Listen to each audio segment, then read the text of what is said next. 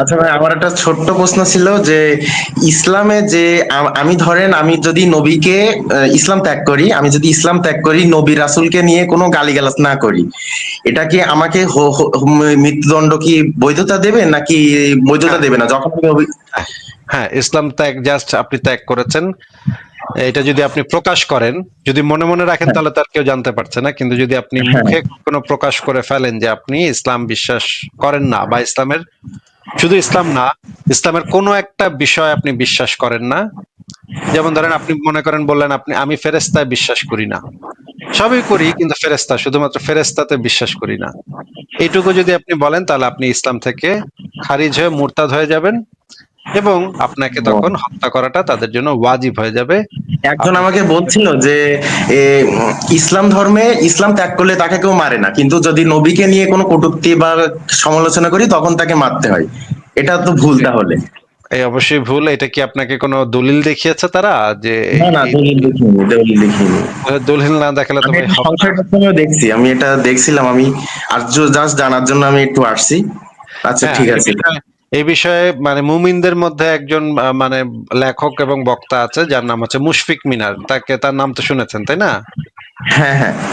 মুশফিক মিনারের বক্তব্য আপনি যদি চান তাহলে আমি বাজায় শোনাইতে পারি যে মুশফিক মিনার এই বিষয়ে কি বলেছে। আপনি কি আচ্ছা শুনবেন? দেখেন একটু।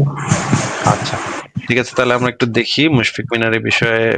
মুশফিক মিনারকে এই জিনিসটা জিজ্ঞেস করা হয়েছিল, এবং মুশফিক মিনার তো অনেক সময় সত্য কথাই বইলা দেয়, এই কারণে তাকে তার দিনী মুমিন ভাইরা গালিগালাজও করে যে সে কেন এত সত্য কথা গিয়ে নাস্তিকদের লাইভে গিয়ে বইলা আসে, এতে নাকি তাদের সমস্যা হয়। আচ্ছা, আমরা একটু দেখি, এই ভিডিওটা একটু দেখি, আপনি একটু শোনেন, হ্যাঁ? আচ্ছা। আসসালামু আলাইকুম। যুক্ত করার জন্য ধন্যবাদ। শোনা যাচ্ছে আমার কথা? জি, আপনাকে শোনা যাচ্ছে। আচ্ছা, আমার একটা প্রশ্ন ছিল। আহ, জি বলেন। প্রশ্ন- প্রশ্নটা হচ্ছে, ধরেন কেউ যদি ইসলামে বিশ্বাস হারিয়ে ফেলে, সে যদি ইসলামের যেসব দাবি দাওয়া বা বিধিবিধান আছে সেগুলোতে অবিশ্বাস করা শুরু করে, সে শুধুমাত্র অবিশ্বাস করবে, সে কোনো ধরনের কটাক্ষ করবে না বা ইসলামকে নিয়ে সমালোচনা করবে না। তো সেক্ষেত্রে ইসলাম অনুযায়ী তার কি শাস্তির বিধান আছে? তার কি শাস্তির বিধান আছে বিনার ভাই? যদি প্রকাশ না পায় তাহলে তো শাস্তির বিধান নেই। যদি প্রকাশ পায় যে যে সে মুরতাদ, তাহলে তো তার শাস্তি হয়। যদি প্রকাশ পায়, তাহলে সে নিজের মতো নিজের মনের ভিতরে রাখে, তাহলে তো সেটা তো খুঁজে খুঁজে তো আর দেখবে না যে সে মানে যদি প্রকাশ অন্তর্চে পায় লেখার তাহলে ব্যাপারে রাসূল সাল্লাল্লাহু আলাইহি ওয়াসাল্লাম নিষেধ আছে তো যে তুমি হুম, মানে মানে অনুচিত মানুষের মানে কথার ক্ষেত্রে মানে ব্যাপারটা যদি এমন হয়, আমি জাস্ট আমার পরিবারকেও বলি যে আমি ইসলামে বিশ্বাস করি না, কিন্তু আমি কোনো ধরনের সমালোচনা করবো না, কটাক্ষ করবো না, শুধুমাত্র বিশ্বাস করি না, এই কথার কারণে কি আমার শাস্তি হবে ইসলাম অনুযায়ী? হ্যাঁ শাস্তি হবে। যদি সেটা উপযুক্ত কর্তৃপক্ষ বিষয়টা অবহিত হয় তাহলে আপনার শাস্তি হবে সেজন্য। আচ্ছা, মানে ইসলাম থেকে বের হওয়ার কোনো সুযোগ নাই? না না। আচ্ছা, আপনি আচ্ছা কি ভাই, শুনতে পেয়েছেন ভাই? হ্যাঁ হ্যাঁ, আমি বুঝতে পারছি। আচ্ছা, এখন এখন বলেন, আর কি কিছু বলবেন? না না থাক, এখন আর কিছু বলবো না, নেক্সট টাইম আবার যুক্ত হবো, সমস্যা নেই। কিন্তু আপনাদেরকে এই জিনিসটা বলে যান যে এই বিধানটা আপনার কাছে কি কিরকম মনে না হয়? ভাই, এটা তো ভাই সভ্য দেশে তো এটা আমার মনে হয় না করা উচিত, কোন সভ্য রাষ্ট্রে তো এটা করবে না। মানে আপনি কি বলতে চাচ্ছেন ইসলামের এই বিধানটা একটা অসভ্য বিধান নাকি? হ্যাঁ হ্যাঁ, অসভ্য বিধান আমি বলতে চাচ্ছি। হ্যাঁ, আমি আপনার সাথে একমত যে এটা তো ভাই সভ্য সমাজে এই জিনিস কল্পনা করা হ্যাঁ যায় না, হ্যাঁ এটা একটা অসভ্য হ্যাঁ বর্বর হ্যাঁ আইন, তাই না? হ্যাঁ। ঠিক আছে, আগে বসেন, আচ্ছা তাহলে আপনাকে বিদায় জানাই। আচ্ছা। আচ্ছা, আমি ছোট্ট একটা ইনফরমেশন জানার ইচ্ছে ছিল। সেটা হলো কয়েকদিন আগে আপনি একটা হাদিসের রেফারেন্স দিছিলেন, ওই যে দর্শনের বিষয়ে, সুরমাদানিতে সুরমা কাঠি দোকানের ন্যায় যে ওমর রাদিয়াল্লাহু তাআলা আনহুর সময়, খেলাফতের সময় যে এক সাহাবী করছিল, এটা প্রমাণ হওয়ার পরও প্রমাণ করতে পারে না, এই জাতীয় একটা রেফারেন্স দিছিলেন, হাদিস থেকে বা টিকা থেকে হোক, যে কোনো বই থেকে। ওটাকে হ্যাঁ, একটু হ্যাঁ, দেওয়া যাবে? হ্যাঁ, দেওয়া যাবে। আহ, একটু কষ্ট করে ভাই, আমাকে দেন, আমি ভাই, আপনার তো এখান থেকে খুবই সাউন্ড হচ্ছে, আপনি নিজেকে মিউট করে রাখেন, আমি দেখাচ্ছি। আহ, সেটা হচ্ছে যে আহ, যে জিনিসটা আছে যে চারজন পুরুষ সাক্ষী, আমি বের করে দেখাচ্ছি, দাঁড়ান। এটা কি, এই লেখাটা কি সংশয়.com-এ আছে? হ্যাঁ, সংশয়.com-এ আছে। ওইটারও একটু লিঙ্ক দিয়ে।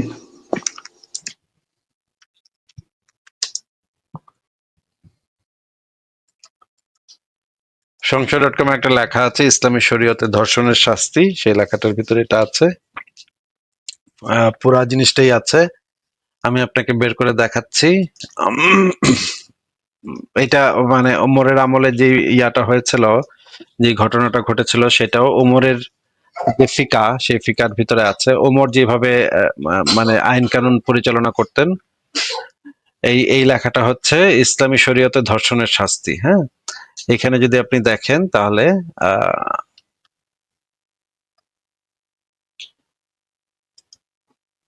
এই যে 4 জন না পেলে সাক্ষীদেরই শাস্তি, এটার এই চ্যাপ্টারের ভিতরে যদি আপনি যান তাহলে আপনি দেখবেন। আচ্ছা, এখানে নাই কেন?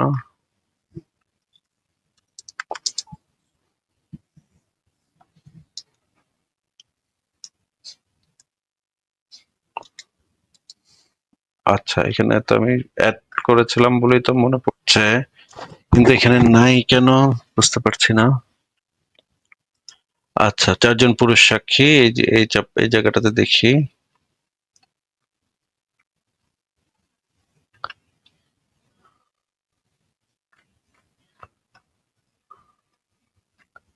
আচ্ছা, এখানে আমি একটা ভুল করেছি বোধহয়, এই লেখাটার ভিতরে ওই দলিলটা অ্যাড করি নাই। তা ওই দলিলটা আরেকটা জায়গাতে আছে।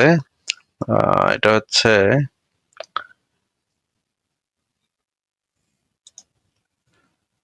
এইখানে, এই দলিলটা আছে মুগিরা ইবনে শুবার কাহিনী, এটা সেটা আমি দেখাচ্ছি। এবার এই ধর্ষণের ওই লেখাটার ভিতরে এই জিনিসটা আমি অ্যাড করি নাই, কেন যেন আমি ভুলে গেছি অ্যাড করতে।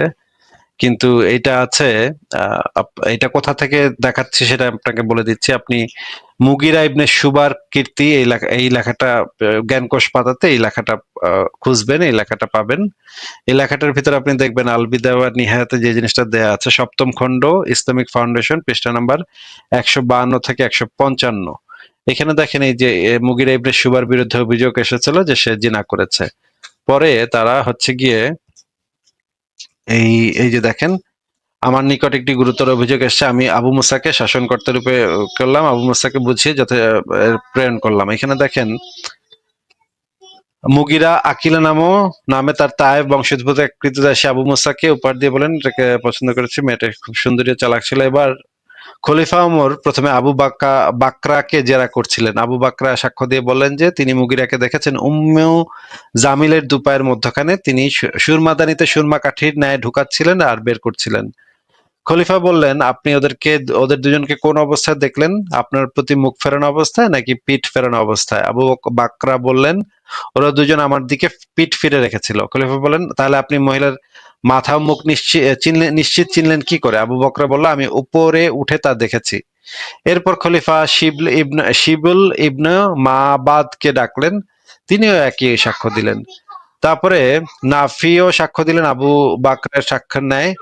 জিয়াদের সাক্ষ্য কিন্তু ওদের মতো হলো না, জিয়াদের সাক্ষ্যটা একটু ভিন্ন ছিল। 4 জনই ছিল, কিন্তু জিয়াদের সাক্ষ্যটা ভিন্ন ছিল। জিয়াদ বললেন, আমি মুগিরাকে দেখেছি জনৈক মহিলার দুপায়ের মাঝখানে বসা অবস্থায়। আমি দুটো রঙিন পা দেখেছি, সে পা দুটো নাড়াচাড়া করছিল। আমি দুটো উন্মুক্ত নিতম্ব দেখেছি। আমি চরম উত্তেজনাকর শব্দ শুনেছি। খলিফা বললেন, আপনি কি সুরমাদানিতে সুরমা কাঠি ঢুকানোর মতো দেখেছেন?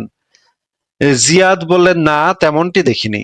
খলিফা বললেন, আপনি কি ওই মহিলাকে চিনতেন? জিয়াদ বললেন, না, তবে তার মতো মনে হয়েছিল। খলিফা বললেন, ঠিক আছে, আপনি সরে দাঁড়ান। বর্ণিত আছে যে এ সময় উমর তাকবীর ধ্বনি দিয়ে উঠলেন, তারপর নিশ্চিতভাবে মুগিরার ব্যভিচার প্রমাণ করতে না পারায় এই 3 জনকে অপবাদের শাস্তি স্বরূপ বেত্রাঘাতের নির্দেশ দেন। মানে যে 3 জন সাক্ষ্য দিচ্ছে, সেই সাক্ষীদেরকেই বেত্রাঘাত করার নির্দেশ দিল। যেহেতু এই যে 4 নম্বর জন বলছিল যে সে একদম সুরমাদানিতে সুরমা কাঠি ঢুকানোর মতো দেখে নাই, কিন্তু সে মহিলাকে চিনতে পারছে, কি ঘটনা কি সবই দেখছে, কিন্তু এত সূক্ষ্মভাবে দেখে নাই। এই কারণে ওমর যে বিচারটা করলো যে 3 জনকে অপবাদের শাস্তি স্বরূপ বেত্রাঘাতের নির্দেশ দেন। প্রসঙ্গত খলিফা এই আয়াত তিলাওয়াত করেন, যেহেতু তারা সাক্ষ্য উপস্থাপন করেনি সে কারণে তারা আল্লাহর বিধানে মিথ্যাবাদী। সূরা নূর 24:13। এখন কিন্তু ওমর কিন্তু জানতো যে এই যে বিচারটা সে করতেছে সেটা সে অন্যায় বিচার করতেছে। দেখেন এখানে, এবার মুগিরা বলেন, আমিরুল মুমিনিন, এই গোলামদের হাত থেকে আপনি আমাকে মুক্তি দিন। খলিফা বলেন, চুপ থাকুন, আল্লাহ চিরদিনের জন্য আপনার মুখ বন্ধ করে দিন, আল্লাহর কসম আমি যদি সাক্ষ্য পূর্ণ হতো তবে আপনার আপনার মাথা আমি পাথর দ্বারা আপনাকে হত্যা, মানে পাথর দ্বারা আমি আপনাকে হত্যা করতাম, মানে পাথর দিয়ে থ্যাতলায়, পাথর মেরে, পাথর ছুঁড়ে তাকে হত্যা করা হইতো। ওমর ঠিকই বুঝছে যে কাহিনী কি ঘটছে, ওমর ঠিকই জানে যে কাহিনী কি ঘটছে। ওমর এই বিষয়ে নিশ্চিত ছিল যে সে এই কামটা করছে, কিন্তু যেহেতু 4 নাম্বার যে সাক্ষী ছিল, সেই 4 নাম্বার সাক্ষী সুরমাদানিতে সুরমা কাঠি ঢুকানোর মতো করে দেখে নাই, একটু কম দেখছে, এই কারণে সে এই বিচারটা করছিল। এটা আপনি আলবিদা আবার নিহায়াতে পাবেন। রবিন, আপনি কি আর কিছু বলবেন? না আসিফ ভাই, ধন্যবাদ। আমি এই লেখাটাই খুঁজ করতেছিলাম, ইসলামী শরীয়তের দর্শনের শাস্তি। পাই না ওইখানে, এখন পাইছি। আপনাকে ধন্যবাদ। আচ্ছা, এটা জ্ঞান ইসলামী শরীয়ত দর্শনের শাস্তি লেখার ক্ষেত্রে এই দাঁড়ান, দাঁড়ান, আপনাকে একটু মিউট করে কথা বলে নিই। আচ্ছা, মানে ইসলামী শরীয়তে ধর্ষণের শাস্তি এই লেখাটার ভিতরে এই জিনিসটা ঢুকানোর আমার কথা ছিল, কিন্তু আমি কি জন্য যেন ভুলে গেছি এটা ঢুকাইতে। ওই লেখাটার ভিতরে বোধহয় এই দলিল, এই রেফারেন্সটা আমি অ্যাড করি নাই। দেখি আমি কালকে পরশু অ্যাড করে ফেলবো, কিন্তু এই রেফারেন্সটা অন্য জায়গাতে আছে। রবিন ভাই, আর কি কিছু বলবেন আপনি? না, ধন্যবাদ ভাই, আমি ইউটিউব থেকে শুনবো আপনাকে। ধন্যবাদ। ঠিক আছে, তাহলে বিদায় জানাই, ভালো থাকেন। ঠিক আছে, ওনাকে বিদায় জানালাম। তাহলে পরের জনকে যুক্ত করি। আহ রনি, আপনাকে যুক্ত করা আছে, বলেন আপনি। আসিফ ভাই রনি, ভালো আপনি? আছেন? হ্যাঁ, ভালো আছি, আশা করি আপনিও ভালো। বলেন তাহলে। আমার একটা বিষয় জানার ছিল। হ্যাঁ হ্যাঁ, বলেন। আমরা যখন চা দোকানে বসি, আইপিএল বা বিপিএল খেলা চলে, আমরা বন্ধু বান্ধব সবাই মিলে দেখি, ম্যাচের ধরেন গুরুত্বপূর্ণ সময়ে হঠাৎ করে কয়েকজন মোল্লা শ্রেণী বলেন বা হুজুর বলেন, এই 7-8 জন মানুষ আসেন আপনারা একটু আসেন, কথা শুনেন, এইরকম করে ধরেন কাঠগড়া আসামির মতো আমরা সবাই দাঁড়াইতে হয়। খেলাটা, টিভিটা বন্ধ করিয়া দিয়ে ওনার সামনে দাঁড়াইলাম, বিভিন্ন বিষয়ে আমরা দুনিয়াতে কেন আসছি, এটা হয়েছে সেটা হয়েছে, এরকম কইরা ধরেন আধা ঘন্টার সময় আমাদের করে। এরপরে নাকি এটা পরে এশারে নামাজের পরে আমরা আরো বিস্তারিত আলোচনা করবো, আপনারা আসিয়েন, দাওয়াত রইলো, আসবেন কিনা ইনশাল্লাহ, বলেন, কথা দেন। এই ধরনের কি কোনো ইসলামে কোনো জায়গায় কি আছে এরকম মানুষকে বিরক্ত করা? হ্যাঁ, ইসলামে তো আসছে, নবী মোহাম্মদ নিজে তো এইভাবে বিরক্ত করতো মানুষ। কি বলবো ভাই, ডিস্টার্ব এখন করতে, এগুলো তো আছে। দাওয়াত দেয়া, এখন এগুলো তো দাওয়াতি কাজকর্ম করা, এগুলো তো ইসলামের ভিতরে আছে। মানুষকে ডিস্টার্ব করা, মানুষকে খালি কোরআন হাদিস, মরার পর কি হবে এগুলা নিয়ে গ্যাস গ্যাস করা, কানের সামনে এসা, হ্যাঁ মরার পরে এই ফেরেস্তা এসে পিটাইবো, ওই ফেরেস্তা এসে পিটাইবো, জাহান্নামে নিয়ে আগুনে পুরাইবো, এগুলা জ্ঞান জ্ঞান করা, এগুলা আছে ইসলামের ভিতর। এই বিষয়গুলা তো যারা মুসলিম তারা তো জানে, তাহলে নতুন করে তাদেরকে আবার কেন জানাইবো? এটা তো আমি মনে করি ওই যে মনে করাই দিবে বারবার, জ্ঞান জ্ঞান করে আপনারা এগুলোর ভিতরে আবার নিয়ে যাবে। আচ্ছা, তাহলে এটা হাদিসে হাদিস আছে এরকম? অবশ্যই, আবার কোরআন হাদিসে যেগুলো আছে যে আপনাকে বারবার আপনাকে মনে করায় দিবে, আপনাকে জ্ঞান জ্ঞান করবে কানের সামনে, আপনার জাহান্নামে নিয়ে যে আপনার উপরে কি মারপিট হবে সেগুলা সারাক্ষণ আপনার মনে করায় দেয়, এটাই ইসলামের বিধান। যদি ধরেন ভুলে যায় আমি, এই জন্য আবার মানে এইভাবে করব, এটাই। এটা এটা এটাও আছে, হ্যাঁ, ভুলে গেলে যে যে ইসলাম যে জিনিসটা বলে, এই জিনিসটা হচ্ছে যে দেখেন, একজন মানুষের থেকে কিন্তু একজনের থেকে বেশি ধার্মিক আরেকজনের পাওয়া যায় সব সময়। দেখা যায় এ এতটুকু ধার্মিক, তার থেকে আরেকজন একটু বেশি ধার্মিক, তার থেকে আরেকজন একটু বেশি ধার্মিক, এবং মানুষ এই জিনিসটা সবসময় চায় নিজেকে ধার্মিক হিসেবে প্রমাণ করার জন্য। এবং মানুষ এই জন্য আহ আপনাকে আইসা, অযাচিত ভাবে আপনাকে আইসা উপদেশ দেওয়া শুরু করবে, ধর্ম পালনের উপদেশ দেওয়া শুরু করবে, যে ধর্ম করো, ধর্ম করো, নামাজ পড়ো, রোজা রাখো, এটা করো, সেটা করো। এটা বইলা আপনাকে সে বুঝাইতে চাইবে যে সে আপনার থেকে বেশি ধার্মিক, সে আপনার থেকে বেশি আল্লাহ ভীরু, এবং এইটার থেকে সে এক ধরনের স্যাটিসফ্যাকশন পাবে। এটা হচ্ছে এক ধরনের মানুষের এক ধরনের মেন্টাল স্যাটিসফ্যাকশন তাদেরকে দেয়, যে আমি নীতি নৈতিকতার মানদণ্ডে আমি অমুকের থেকে উপরে আছি। এই যে স্যাটিসফ্যাকশনটা, সেটা ধর্ম প্রচারের মাধ্যমে সবচেয়ে বেশি পাওয়া যায়। মানুষের ভিতরে এই প্রবণতা আছে যে অন্যকে উপদেশ দিয়া, নিজে হয়তো সে নিজেই হয়তো নামাজ পড়ে না, কিন্তু সে আপনারে মানে ডাইলা উপদেশ দিব যে নামাজ কেমনে পড়তে হয়, কেন পড়া উচিত, এগুলো আপনারা ডাইলা ঢাইলা উপদেশ দিব। তো এই জিনিসগুলা অত্যন্ত বিরক্তিকর সভ্য সমাজে, এই জিনিসগুলো অত্যন্ত বিরক্তিকর সভ্য সমাজে। কেউ কাউকে ধর্ম নিয়ে কোনো প্রশ্ন করে না, ধর্ম পালন করতে হবে কি করতে হবে না এগুলো নিয়ে কেউ কোনোদিন জিজ্ঞাসা করে না। তো এই জিনিসগুলা হচ্ছে মুসলিম সমাজের মধ্যেই বেশি দেখা যায়, অন্য ধর্মগুলোর ভিতরে আছে কিন্তু মুসলিম সমাজে একটু বেশি দেখা যায়। এখন হ্যাঁ, এরকম ধরেন আমারে যখন এটা প্রশ্ন করছে বা এইসব বিষয় বললো, বলার পরে তখন তো আর কিছু বলি নাই। পরের দিন দুপুরে আমি ওনাদের মধ্যে 7-8 জনের মধ্যে একজনকে পাইছি, যেহেতু আমাদের ইয়াতে আসছে। আমি পাইছি আর আমি তা ওনারে একটা প্রশ্ন করলাম যে ভাইয়া একটা কথা বলি, ধরেন আমার কাছে 20,000 টাকা আছে, একটা মানুষ চাইলো যে আমার একটু উপকার হইব, এটা যদি দাও তার জন্য তোমার না হয় কিছু সম্মানই দিব। আমি 20,000 টাকা দিলাম, 15 দিন 20 দিন উনি ওইটা নিয়ে উপকৃত হলেন। পরে দেখা গেছে না আমাকে 20,500 টাকা দিল। ওইটা কি কেমন হইব? তখন ও বললো যে এটা নাকি এ সুদ, টাটকা সুদ, এটা হারাম, এটা নাকি খাইলে মায়ের সাথে জানা করা, ওই ধরনের মানে একটা ইয়া দেখাইলো।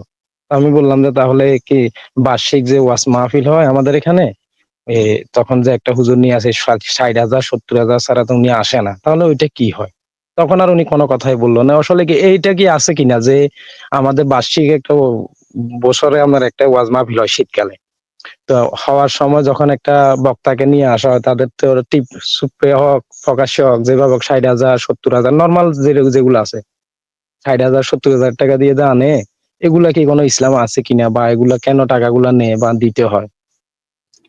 ইসলামে যে জিনিসটা আছে যে ইসলাম শিক্ষা, দিন ইসলাম শিক্ষা, কোরআন শিক্ষা এগুলোর মাধ্যমে কোনো ধরনের অর্থ গ্রহণ করা এটা সম্পূর্ণভাবে হারাম। এটা আল্লাহ পাকও হারাম করেছে এবং এটা নবী মুহাম্মদও হারাম করেছে। ইসলাম শিক্ষা দেওয়ার মাধ্যমে কোনো অর্থ গ্রহণ করা এটা যাবে না। কিন্তু আলেমরা আবার এই জিনিসটার উল্টায় দিছে, আলেমরা এটা উল্টায় দিয়ে তারা এক ধরনের বাটপারি করছে। আমি আপনাকে ভিডিওটা দেখাই, তাহলে ভিডিওটা দেখলে আপনি বুঝবেন। ভিডিওটা এবং এটার সাথে যে হাদিস, কোরআন এবং হাদিসগুলা সেগুলো আমি আপনাকে দেখাই, তাহলে আপনি এই জিনিসটা ধরতে পারবেন যে আলেমরা কত বড় বাটপার, নিজেদের সুবিধার জন্য আল্লাহ এবং তার রাসূলের বক্তব্য চেঞ্জ করে দিচ্ছে। দেখেন, কোরআন শিক্ষা দিয়ে যে অর্থ গ্রহণ এটা ইসলামে সম্পূর্ণ হারাম। দেখেন এখানে হাদিসে যে জিনিসটা বলা আছে যে রাসূলুল্লাহ সাল্লাল্লাহু আলাইহি ওয়াসাল্লাম বলেছেন, যে ব্যক্তি কোরআন শিক্ষাদানের উপর একটি ধনুকও গ্রহণ করবে, আল্লাহ তাআলা কিয়ামতের দিন তার পরিবর্তে জাহান্নামের আগুনের ধনুক তার গলায় লটকাবেন। এই জিনিসটা মানে হাদিসে বলা আছে, কোরআনে এই জিনিসটা বলা আছে। আপনি দেখেন, এবার আমরা শুনি যে আহমদুল্লাহ সাহেব কি বলেন। কোরআন শিক্ষা দিয়ে টাকা খাওয়া জায়েজ আছে কিনা, একটু সুন্দর করে প্রশ্নটা করতেন ভাই, এইভাবে কইলেন ডাইরেক্ট টাকা খাওয়ান জায়েজ আছে কিনা।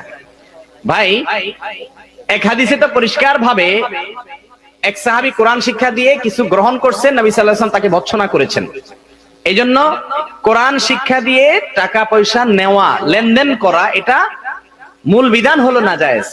কিন্তু সারা পৃথিবীর ওলামায়ে মুতাআখিরিন সবাই একমত হয়েছেন যে দিন শিক্ষা দেওয়ার জন্য যারা নিজেদের সময় ব্যয় করবে তাদের জন্য যদি পারিশ্রমিক নির্ধারণ করা না হয় তাহলে দিন শিক্ষা দেওয়ার কোনো মানুষ পাওয়া যাবে না, আর তারাই বা কিভাবে চলবে। এই জন্য তাদের প্রয়োজন অনুযায়ী তারা চাইলে পারিশ্রমিক নিতে পারবে। এই ব্যাপারে কোনো আলেমের, পৃথিবীতে কোনো আলেমের কোনো দ্বিমত নাই। দেখলেন যে নবী মোহাম্মদ বলছে যে কোরআন এবং ইসলাম ইলম শিক্ষা দিয়ে, এই যে ইসলামের জ্ঞান দিয়ে একটা ধনুকের টাকা, একটা সামান্য কিছু গ্রহণ করাও সে ইসলামে সম্পূর্ণভাবে হারাম। কিন্তু ওলামায়ে মাশাইখিন নাকি এই বিষয়ে একমত হয়েছেন যে এটা করা যাবে। ভাই নবীর কথার উপরে মানে মানে হুজুররা কেমনে একমত হইলো বুঝলাম না, তো এটা তো আমার মাথায় ঢুকলো না। নবী যেখানে হুকুম দিয়ে গেছে সেখানে আমরা দেখি, এই যে দেখেন বুখারী শরীফের যে প্রথম পাতাটাতে যে জিনিসটা বলা আছে, দেখেন শরীয়তের মূল উৎস হচ্ছে ওয়াহি। ওয়াহি দুই প্রকার, ওয়াহি মাতলু আর ওয়াহি গাইরে মাতলু। দিনে ইলাহির ভিত্তি শুধুমাত্র দুটি জিনিসের উপর প্রতিষ্ঠিত, ইজমা ও কিয়াস কোন শরঈ দলিল নয়, বরং যে কিয়াস এবং ইজমা ওয়াহির পক্ষে অর্থাৎ কোরআন ও সুন্নাহ মোতাবেক হবে তা গ্রহণযোগ্য, আর যেটা বিপক্ষে যাবে তা সেটা পরিত্যাজ্য ও অগ্রহণযোগ্য। এই বিষয়ে মানে সরাসরি এই যে দেখেন বুখারী শরীফের ইসের ভিতরে, ব্যাখ্যার ভিতরে এই জিনিসটা বলে দেওয়া আছে কি ইজমা কিয়াস কোন শরঈ দলিল নয়, যে ইজমা কিয়াস কোরআন এবং সুন্নাহর পক্ষে যাবে সেটা গ্রহণযোগ্য, যেটা বিপক্ষে যাবে সেটা পরিত্যাজ্য।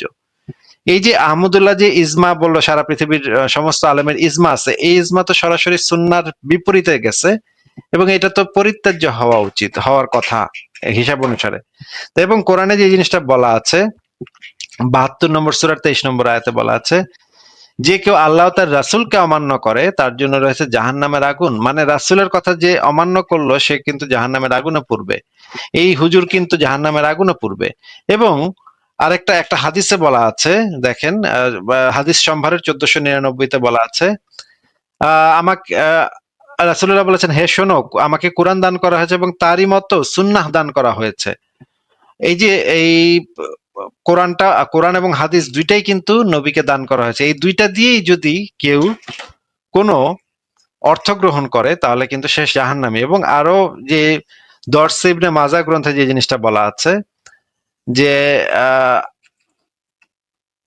মোট কথা রাসূলুল্লাহ যা কিছু বলেন, করেন বা সমর্থন করেন সবই ওহী নির্ভর, আর এসবের সমষ্টি হলো সুন্নত। আমাদেরকে কোরআন আল্লাহ পাক রাসূলের ইত্তিবা করার আদেশ দিয়েছেন, অর্থাৎ তার সুন্নতের অনুসরণের আদেশ দিয়েছেন। সুতরাং সুন্নত আল্লাহ পাকের পক্ষ থেকে উম্মতের জন্য তথা সরই প্রমাণ সাব্যস্ত হলো। তাহলে দেখেন যে আহমদুল্লাহ তো সম্পূর্ণভাবে বাটপারি করতেছে, এবং সারা পৃথিবীর সমস্ত আলেমও যদি একমত হয় তাতেও তো এই হাদিসটা তো পরিবর্তন হয়ে যাবে না, হাদিসটা তো এইরকমই থাকবে। নবীর বিধানটা তো কেউ পরিবর্তন করতে পারে না নবী ছাড়া, নবী এবং আল্লাহ ছাড়া নবীর বিধানটা তো আর কেউ, কোনো আহমদুল্লাহ তো এটা পরিবর্তন করতে পারে না। রনি ভাই, আপনি কি বুঝতে পারছেন কথা? জি ভাই, বুঝতে পারছি। এখন আমার তো একটা মনে সন্দেহ জাগে যে ইসলাম ধর্মটা তো তাহলে তো লবণ আর চিনির মতো শরবত হয়ে গেছে, যে কেউ লবণ দিচ্ছেন কেউ চিনি দিচ্ছেন। শুধু লবণ চিনি না, অনেক কিছু দেয়া ফেলছে হ্যাঁ, অলরেডি, অনেক কিছু মানে ঘটনা ঘটে গেছে, অনেক আগে থেকেই ঘটনা ঘটে গেছে। নবী মুহাম্মদের মৃত্যুর সাথে সাথে ঘটনা ঘটা শুরু হয়ে গেছে। এক একজনের এক এক বার্তা, এক একজনের এক এক বার্তা। তাহলে সাধারণ মানুষ, ধরেন আমার মতো সাধারণ মানুষ যারা আছে, তারা আসলে কোন দিকে যাবে বা কোন আকীদা অনুসরণ করব বা কোন বিষয়টা নিয়ে চলবো? এক একজন এক একজনকে মুরতাদ বলতেছে, এক একজন এক একজনকে এই বলে। বুঝলাম না ভাই, এটাই তো একটা ফেরা। এই জন্য আমরা বলি যে যুক্তি, তথ্য, প্রমাণ আপনাকে যেদিকে নিয়ে যাবে সেদিকে আপনি যাবেন। অন্ধবিশ্বাসের পথে গেলে তো এক এক এক এক অন্ধবিশ্বাস এক এক রকম হবে। কে বলবে আল্লাহর 2টা হাত, কে বলবে আল্লাহর 3টা হাত, কে বলবে আল্লাহর 100 হাত। এন্ড ভাই, আসলেই হাত আছে নাকি নাই তার তো কোনো ঠিক নাই। হ্যাঁ, তো এটার তো কেউ কোনো প্রমাণও নাই যে আল্লাহর আসলে আল্লাহই আছে, তারই কোনো প্রমাণ নেই। আল্লাহর কয়টা হাত এটা তো দূরের কথা। এখন এই রকমের এখন যারা হচ্ছে গিয়ে ওই যে হাতি দেখে নাই, হ্যাঁ, অন্ধ কয়েকজন অন্ধরে বলছে হাতি দইরা দইরা তুমি বলো হাতিটা দেখতে কেমন। এখন এক একজন এক এক কথা কইতেছে, হাতি হচ্ছে এইরকম, একজন কইতেছে হাতি হচ্ছে দাঁতের মতো, একজন কইতেছে হাতি হচ্ছে লম্বা পাইপের মতো। এটা তো কেউই দেখে নাই, and সবাই এক একজন তার মতো করে বলতেছে। আপনি এই জন্যই আমরা বলি যে এইভাবে অন্ধের মতো অন্ধের হাতি দর্শন না করে আপনি যুক্তি বুদ্ধি দিয়ে চিন্তা ভাবনা করেন, তখন আপনি, আমার মনে হয় যে সেই পথটাই সঠিক পথ হবে। রনি ভাই বলেন। হ্যাঁ, এখন ধরেন হুজুরের বিষয়টা আমি বাদ দিয়ে দিলাম, ওনারা যেহেতু ওয়াজ করেন বা এক একজনের জন্য এক এক সমস্যা। এখন হাদিস যদি আপনি দেখতে যান, দাজ্জালের বিষয় পড়তে গেলে তো দেখা যায় এক জায়গায় বলতেছে ডান চোখ অন্ধ, আরেক জায়গায় বলতেছে বাম চোখ অন্ধ। তো ওইটা নিয়ে তো একটা বিভ্রান্ত, মানে দুইমুখী কথাবার্তা। হাদিসের মধ্যেও তো গোলমাল। গোলমাল তো আছে, এবং এই গোলমাল গুলাকে পরবর্তী সময়ে মানে চেষ্টা করছে মুহাদ্দিসরা, আবার চেষ্টা করছে এই জিনিসটারে কোনোভাবে গোজামিল দিয়ে ঠিক করণ যায় নাকি। যেমন ধরেন এই যে হাদিসটা বললেন, এক হাদিসে বলা আছে বাম চোখ, আর এক হাদিসে বলা আছে ডান চোখ। আর মুহাদ্দিসরা বলতেছে না না না, ডান চোখ ছিল অর্ধেক কানা, বাম চোখ ছিল পুরা কানা, এরকম কিছু গোজামিল দিয়া তারা জিনিসটাকে ঠেকা দেওয়ার চেষ্টা করতেছে। কারণ এটা তো সব ধর্মের মানুষেরই একটা কমন টেন্ডেন্সি। তখন যখন তারা দেখবে যে গোজামিল ফাঁস হয়ে যাচ্ছে, তাদের ধর্মটা মিথ্যা প্রমাণ হয়ে যাচ্ছে, তখন তো তারা এই ধরনের কিছু চেষ্টা করে যে এই ধরনের কিছু গোজামিল দিয়ে জিনিসটা টিকে রাখার। কিন্তু বুদ্ধিমান মানুষ তো বুঝে যে এগুলা যে গোজামিল দিতেছে হুজুররা, কোনো না কোনো ভাবে শাক দিয়ে মাছ ঢাকতেছে, এটা তো বোঝা যায় ভাই।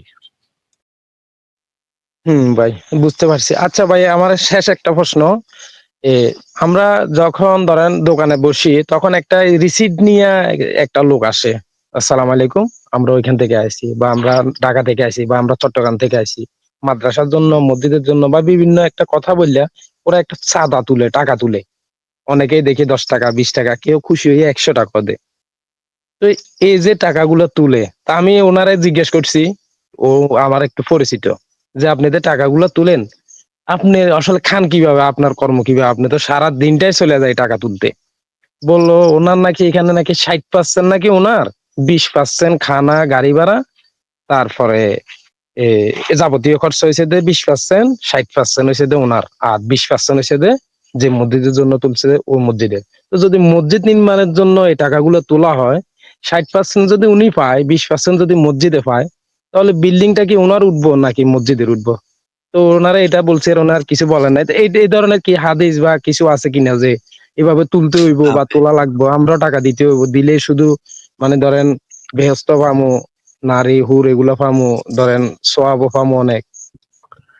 না ভাই, এগুলো তো কিছু নাই কোরআন হাদিসে, কিন্তু জিনিসটা হইলো যে দেখেন, বাংলাদেশে মাদ্রাসাতে তো লাখ লাখ বাচ্চা কাচ্চা পড়ে, তাই না? এখন মাদ্রাসা থেকে পাশ কইরা যারা মানে আলেম হবে, এত তো বাংলাদেশে কর্মসংস্থান নাই। হ্যাঁ, এত তো মসজিদও নাই, এত ইমামও দরকার নাই। হ্যাঁ, এত কোরআনে হাফেজ, এগুলা হচ্ছে ওয়েস্ট অফ টাইম। এই পড়ালেখা হইতেছে একটা টোটাল ওয়েস্ট অফ টাইম। এই টোটাল ওয়েস্ট অফ টাইমের ভিতরে মনে করেন লাখ লাখ বাচ্চা কাচ্চা এই জিনিস মুখস্থ করতেছে, গড় গড় করে বলতেছে। এখন ওই জিনিস কাজে লাগে হচ্ছে কি, মনে করেন কেউ মারা গেছে, তখন এই যে কোরআন খতম টতম দেয়, আর রোজার মাসে একটু কোরআন খতম টতম দিতে হয়, তাদেরকে একটু পেটে পেটে ভাতে দিয়া দিতে হয়, যে আসো একটু কোরআন খতম দিয়ে যাও, তোমাদের খাওয়াই দিব না। সন্ধ্যার সময় মানে ইফতারটা করাই দিব না, রাতের বেলা খাওয়া যাও।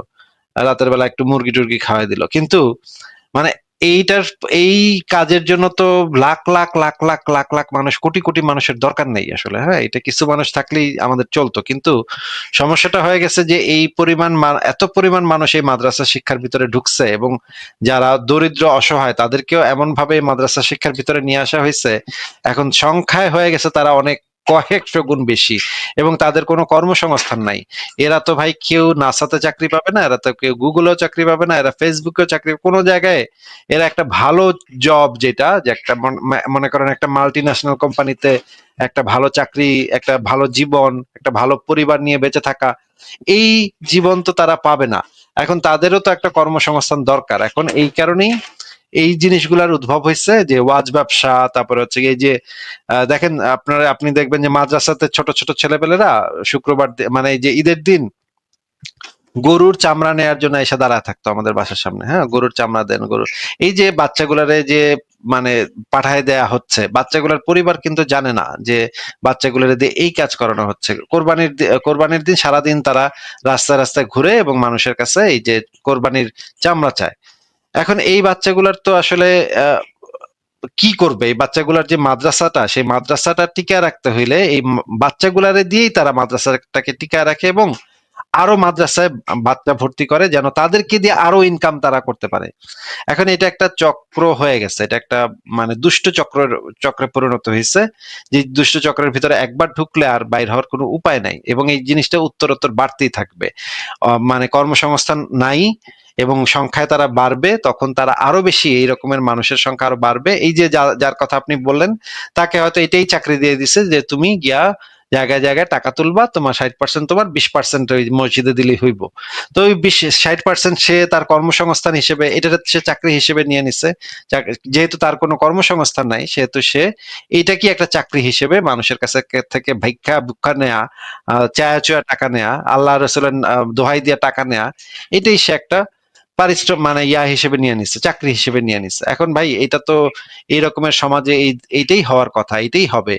এখন এই জিনিসটা তো এইখান থেকে বাইর হওয়ার উপায়টা ছিল, তাদেরকে যদি আমরা ঠিকভাবে শিক্ষিত করতে পারতাম, মাদ্রাসাতে যদি ঠিক শিক্ষাগুলা দেয়া হইতো, এবং তাদের একটা কর্মসংস্থানের ব্যবস্থা করা যেত, একটা কম্পিউটার অপারেটর হিসেবে যদি তাদেরকে একটা শিখানো যেত যে কম্পিউটারটা অপারেট কিভাবে করতে হয়, একটা ফটোশপের কাজ কিভাবে করতে হয়, এই জিনিসগুলো যদি তাদেরকে শেখানো যেত, তাহলে তারা তো নিজের কাজ নিজে করে নিতে পারতো। কিন্তু তাদের তো ভাই কি করবে তারা? তাদেরও তো আমি আসলে দোষ দিয়ে কিছু মানে, তাদেরও তো যে দোষ দেয়া যায় এরকম আমি বলতে পারতেছি না রনি ভাই। আমি একটা মজার বিষয় আছে, যে যে লোকটা টাকা তুলে তারে আমি ব্যক্তিগতভাবে ওনারে চিনি। ওনার কি বলবো, ওনার বিয়ে করছে উনি 4টা, বুঝছেন? মাশাআল্লাহ Already- মাশাআল্লাহ, এটা যদি এইভাবে টাকা চায়া চুয়া টাকা খায়, এরা 4টা বিয়ে করে হলাইছে, সে তো মাশাআল্লাহ একেবারে নবীর সুন্নত ফলো করছে, দেখা যায় নবীর মতো এ- অবস্থা। এখানে হিলটেক্স এর কেউ থাকলে উনি চিনে যাইবো, পাহাড়ের কেউ যদি থাকেন। 4টা বিয়ে করছেন, 60% টাকা নেই, বুঝছেন? এখন আমি কিন্তু দোকান পুরা মানুষ, ওনারে আমি কাউন্টার দিয়ে বসছি যে মাসাল্লাহ দিলে আপনি তো বিয়ে তো করছেন মনে হয় কয়টা, 7টা নি না? না ভাইয়া আমি 4টা করছি। ও আচ্ছা আচ্ছা মাত্র আচ্ছা। মাত্র 4টা হ্যাঁ, করছেন, আপনি এটা নিয়ে এত কথা বলেন ভাই। হ্যাঁ। না আমি 7টা বলছি, 7টা বলছি যাতে সত্যিটা বলে। তখন বলছে যে 4টা, 4টা করছেন তা আপনার কাজ কি? আমি তো আপনার তো কোনো কাজ করতে দেখি না, এই করেন এইটা তো টাকাগুলো চাইল্ড নিয়ে। নিয়ে তো সারাদিনই বিজি থাকার কথা, সে আর কাজ করবো কখন? তো টাকাগুলো তুলে দেখেন, ওই টাকা দিয়ে ওনার সংসার চলে, উনি চলে না, উনি যে খায় চলে, ওইটা নিয়ে আমার কোনো ইয়া নাই, হিংসা নাই, ইয়া নাই। কিন্তু যে এটা এক ধরনের চিটিং বাজি বা জালিয়াতি না, যে টাকাগুলা মানুষের আবেগপূর্ণ হয়ে দিয়ে দিচ্ছেন, কেউ 50 টাকা দিচ্ছেন, কেউ 100 টাকা দিচ্ছেন, 10-20 টাকা করেও দিচ্ছেন, যে টাকাগুলো দিচ্ছেন যে একটা কাজে বা বিল্ডিং হোক, মসজিদ হোক, যে কোনো একটা স্থাপনা তৈরি করার জন্য তো দিচ্ছেন। তো ওইখান থেকে যদি 60% ওনার চলে যায়, 20% যদি ওনার খরচে চলে যায়, তাই 80% চলে গেল, আর 20% দিয়ে কোন জীবন এটা হবে? তার মানে ব্যবসাটা আজীবন চলতেই থাকবো নাকি? হ্যাঁ, মসজিদ হইব না, মসজিদ যতদিন না হইব ততদিন তো তার ইনকামটা চলবো, তাই না? সেও তো চাইবো না মসজিদটা আলটিমেটলি কমপ্লিট হোক, বা মাদ্রাসাটা আলটিমেটলি, তাহলে তো এটা তো মানে কর্মসংস্থান নষ্ট হয়ে যাবে তার। ভাই তার পেটে লাথি মেরেন না, আপনি এমন চায়েন না যে মসজিদটা তাড়াতাড়ি হয়ে যাক, মসজিদটা যেন আগামী 100 বছরের ভিতরে না হয়, সে যেন 100 বছরে করে খাইতে পারে। ঠিক আছে রনি ভাই, তাহলে আজকে আপনাকে বিদায় জানাই। হ্যাঁ ঠিক আছে ভাই, ধন্যবাদ।